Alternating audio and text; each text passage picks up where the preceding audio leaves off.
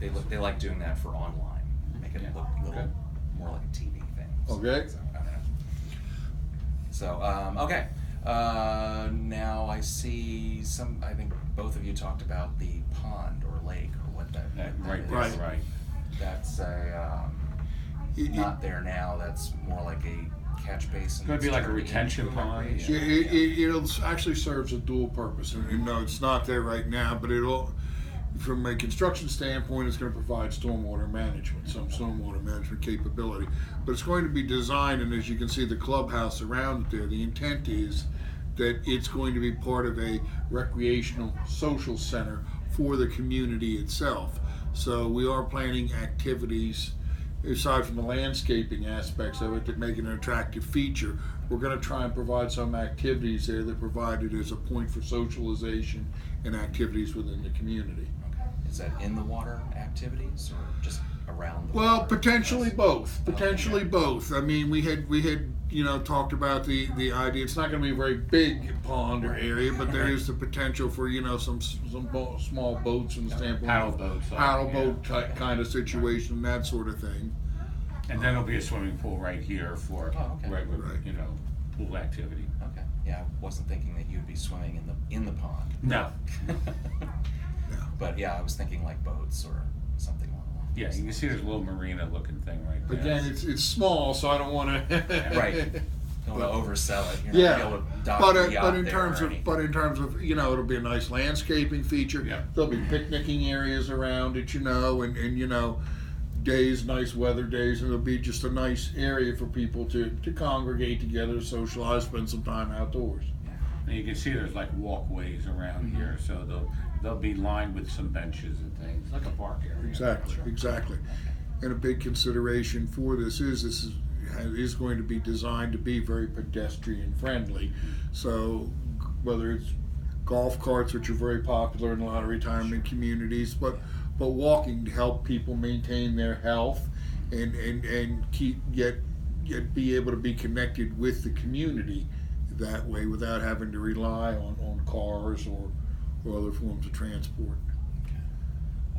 And the little semicircular things, those are the cottages? These right here, yes. Those are the duplex, right, those are clusters of duplex cottages. Okay, and that's the independent living.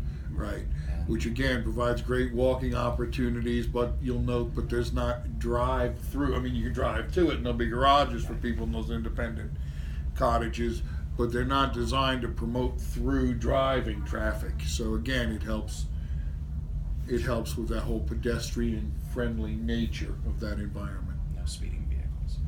No. There's nowhere to go when you go up there unless you're going home. That's true. Okay. That is true, and you're not going to get through to get to another outside point. Okay. Now there was also independent living, like an apartment complex. Condominiums. Right. Which again, if you're on the right side of that, so to speak, you'll have that nice water view. Sure. And some of it may go into here too, and so.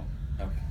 Depending on the levels of demand, and basically as you start to work your way around that little arch that Anthony was pointing with his finger, you're moving into higher intensities of assisted living, nursing home services. That'll be assisted living right here, and then a nursing will be here. Oh, okay. And actually on the ground floors of that corridor that's there between those buildings, we're sort of trying to make a little Main Street kind of situation there, so that there would be some small commercial opportunities, again with services that are largely oriented to supporting that population of the community. So, a drugstore, possibly, and hopefully a local grocery store, so to speak, so that in some of those basic kind of services, maybe a dry cleaner, things like that, so that people that live in the community will be able to get a lot of their traditional community service sort of things without even having to really leave the community that frequently. So, basic grocery staples and things like that, little community market, coffee shop, those kind of activities. And that's the Main Street right along here. Yeah.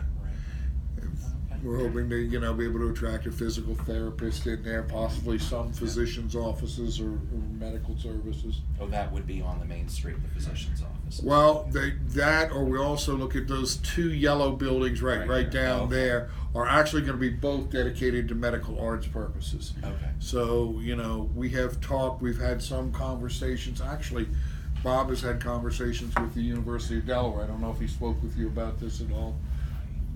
Don't think so, unless he didn't mention the University of Delaware. He may have told Their me. health sciences program, they've just built that huge STAR campus up in the Newark area.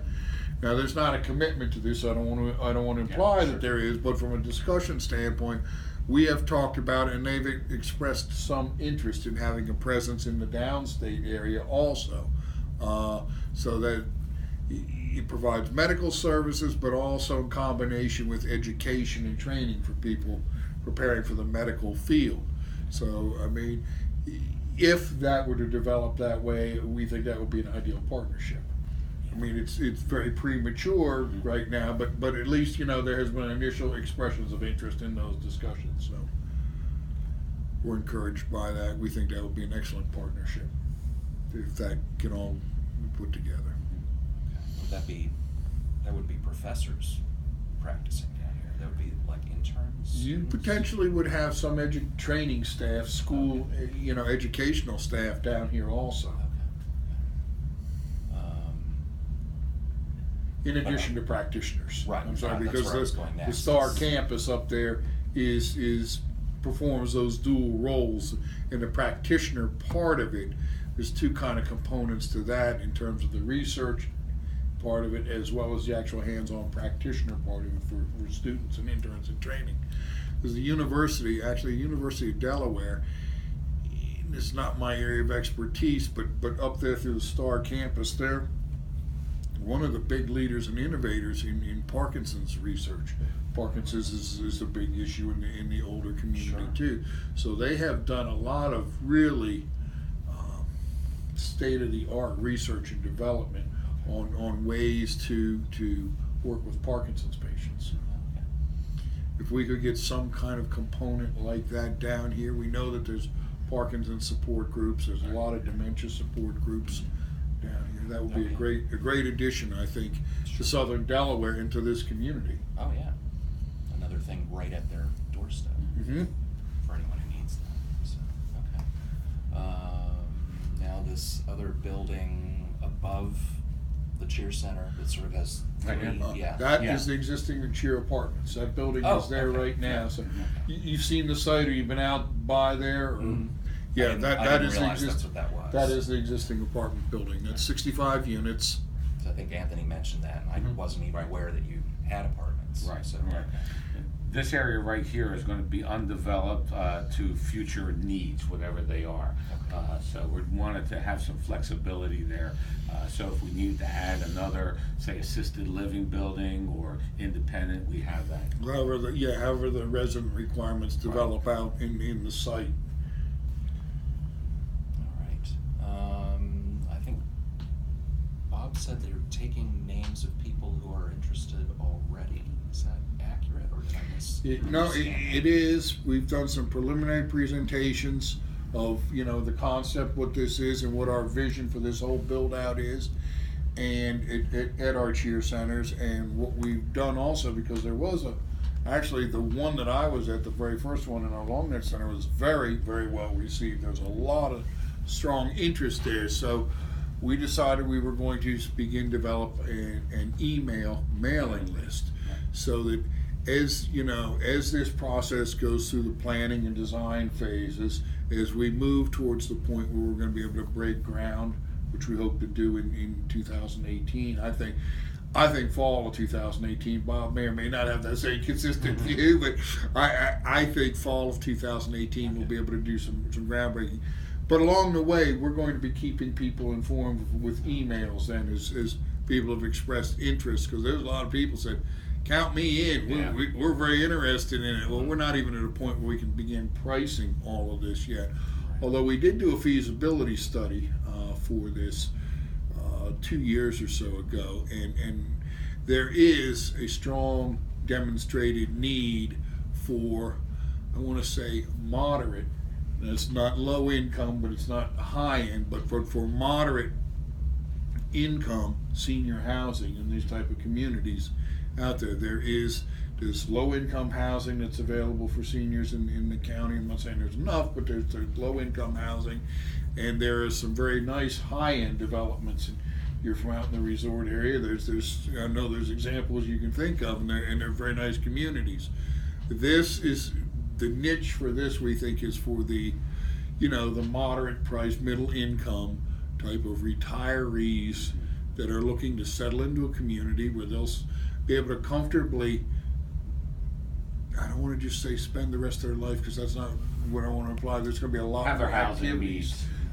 But they will be able to stay in that same community, and it will give them a rich, full life as they age through and golden years, go through that process. Yeah. And something I noticed, because we went there accidentally earlier today, it's not far from the center of Georgetown. So if they wanted to leave and do something, the town's right there. Right. But they're far enough out that, aside from the traffic, you're not gonna Well, not only actually that see it too, where but we do a number of activities in the community center right here. Everything from car show to doo-wop concerts. We do a lot of events there, so it'll be walking distance or at least golf cart distance. Yeah.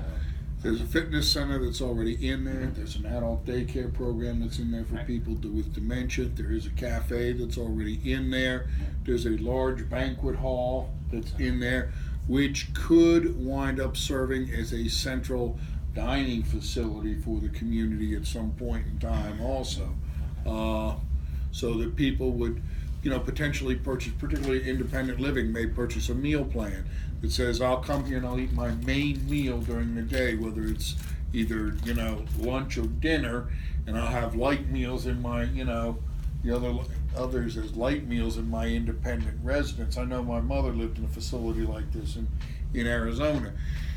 And every day there was like 3 or 4 different offerings on the menu that you could pick from, and they changed every day. And she could go either at lunchtime or at dinner time, but that was her main meal of the day. And then she just had a little something light. She got up in the morning, she had a cup of coffee and a little breakfast bar or something. She ate a nice healthy lunch, which made sure that she was getting the nutritional needs satisfied.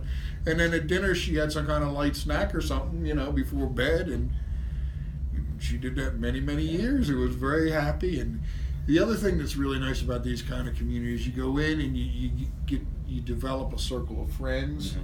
And as you all age and start to experience the same kind of things that each of us do as we go through life with our peers, you get to maintain that same level of friends. It's not like I can't live independent in my own home anymore. I'm going to have to go into assisted living, or I'm going to have to downsize to one of these condos, or I'm going to have to move into a nursing home.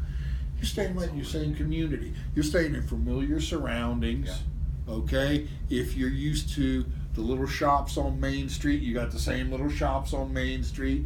Your friends are the same friends, so you get to maintain that whole circle of your environment, so to speak, and all the way through the Another neat thing life. about it is that this courtyard right here, you notice it's between, you have the assisted living and then the independent living, so that if some friends go into assisted living, the people that are in independent living can still meet and congregate and socialize right there.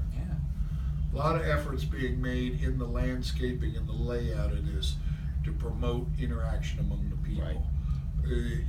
There are, and that's the trend really in this kind of development in general. We very fortunately are getting away from the days where you warehouse people in a nursing home, 2 to a room, and that's it, and that's what their whole life is. This whole community is developed in a way to facilitate people interacting and being out and engaged. And the buildings, you can see a number of the buildings are even connected by those skyways and walkways, so that you can move through large portions of the complex without even having to go outside, for inclement weather situations. I know you'd like the snow, but not everybody's going to share that same enthusiasm. So you have opportunities where, particularly people who are mobility impaired, using wheelchairs, walkers, whatever, they're still connected to that entire community, and they still have accessible pathways regardless of the weather conditions.